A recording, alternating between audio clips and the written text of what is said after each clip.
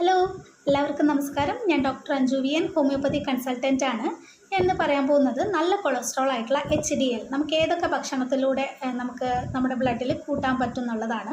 അപ്പോൾ അതിനായിട്ട് ആദ്യമായിട്ട് നമുക്ക് omega-3 ഫാറ്റി ആസിഡ് അടങ്ങിയിട്ടുള്ള മത്സ്യങ്ങൾ കഴിക്കുന്നത് നല്ലതാണ്. അത് ഏതൊക്കെയാണ്? നമ്മുടെ മത്തി, ചാള, അയല, ചൂര ഇതുപോലെയുള്ള മത്സ്യങ്ങൾ കറി വെച്ച് കഴിച്ചാലാണ് കുറച്ചും കൂടെ നല്ലത്.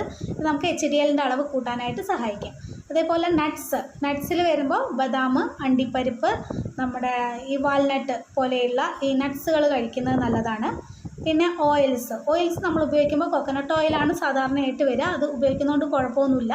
അല്ലാതെ വരുമ്പോൾ നമുക്ക് ഒലീവ് ഓയിൽ നല്ലതാണ്. കടുകെണ്ണ ഇതൊക്കെ ഭക്ഷണം പാകം ചെയ്യാനായിട്ട് ഉപയോഗിക്കുന്നത് നല്ലതാണ് കേട്ടോ.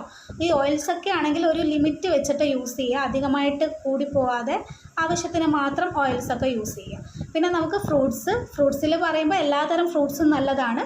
എന്നിരുന്നാലും ആപ്പിള്, പേരയ്ക്ക, പപ്പായ, പിന്നെ നമ്മുടെ അവക്കാഡോ ഒക്കെ നല്ലതാണ്. ഭയങ്കരമായിട്ട് ഫൈബർ കണ്ടൻറ്റ് കൂടുതലാണ്. വൈറ്റമിൻസ്, മിനറൽസ് ഒക്കെ ധാരാളമായിട്ട് അടങ്ങിയിട്ടുണ്ട്. അപ്പോൾ ഇത്രയും ഫ്രൂട്ട്സുകൾ കഴിക്കുന്നത് നല്ലതാണ്. പിന്നെ വെജിറ്റബിൾസ് പറയുമ്പോൾ എല്ലാതരം വെജിറ്റബിൾസും നല്ലതാണ്. എന്നിരുന്നാലും നമ്മുടെ ഈ ഫൈബറൊക്കെ അടങ്ങിയിട്ടുള്ള പയറുവർഗ്ഗങ്ങൾ, ചെറുപയർ, സോയാബീൻ, പിന്നെ ഇലക്കറികൾ, അങ്ങനെയുള്ള എല്ലാ വെജിറ്റബിൾസും നല്ലതാണ്. പിന്നെ നമ്മുടെ ക്യാരറ്റ്, കുക്കുംബറൊക്കെ നമുക്ക് വേവിക്കാതെ തന്നെ ഡയറക്റ്റ് കഴിക്കാൻ പറ്റുന്നതാണ് കേട്ടോ. പിന്നെ വരുന്നതാണ് നമ്മുടെ ഈ ധാരാളമായിട്ട് വെള്ളം കുടിക്കുക. നമ്മുടെ ശരീരത്തിലെ വേസ്റ്റുകളൊക്കെ പുറന്തള്ളാനായിട്ട് ഈ ധാരാളം വെള്ളം കുടിക്കുന്നത് നല്ലതാണ്. നമുക്ക് മൂത്രത്തിലൂടെയും വിയർപ്പിലൂടെയൊക്കെ നമ്മുടെ വേസ്റ്റ് പുറന്തള്ളുന്നതാണ്. അപ്പോൾ നമ്മൾ ധാരാളമായിട്ട് വെള്ളം കുടിക്കുക. പിന്നെ വരുന്നതാണ് നമ്മൾ എക്സസൈസ് ചെയ്യുക എന്നുള്ളത്. അരമണിക്കൂർ നമ്മൾ എക്സസൈസ് ചെയ്യണം നിർബന്ധമായിട്ടും. അത് ഈ പെട്ടെന്ന്, അതായത് വേഗത്തിൽ നടക്കുക, അല്ലെങ്കിൽ സ്വിമ്മിങ് ചെയ്യുക, സൈക്ലിങ്, ഇതുപോലെയുള്ള എക്സസൈസൊക്കെ നല്ലതാണ്. കുറച്ചും കൂടി ഒരു ശരീരം അനങ്ങുന്ന പോലത്തെ എക്സസൈസൊക്കെ ചെയ്യുക. അതൊക്കെയാണ് ഇതിന് ഈ കൊളസ്ട്രോളിൻ്റെ ലെവലൊക്കെ കുറയ്ക്കാനായിട്ട്, നല്ല കൊളസ്ട്രോളിനെ കൂട്ടാനൊക്കെ ആയിട്ട് ചെയ്യാൻ പറ്റുന്ന എക്സസൈസ് കേട്ടോ.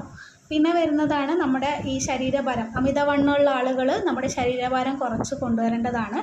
ശരീരഭാരം കുറഞ്ഞ്, അതായത് നോർമലായിട്ട് വെച്ചാൽ തന്നെ, അതായത് അമിതവണ്ണമുള്ള ഒരു ശരീരഭാരം കുറച്ചാൽ തന്നെ HDLൻ്റെ അളവ് കൂടുന്നതാണ്. അതുകൊണ്ട് നമ്മുടെ ബോഡി വെയ്റ്റ് എപ്പോഴും ആവശ്യത്തിനനുസരിച്ചുള്ള വെയിറ്റ് കീപ്പ് ചെയ്ത് കൊണ്ടുപോകുക എന്നുള്ളതാണ് കേട്ടോ.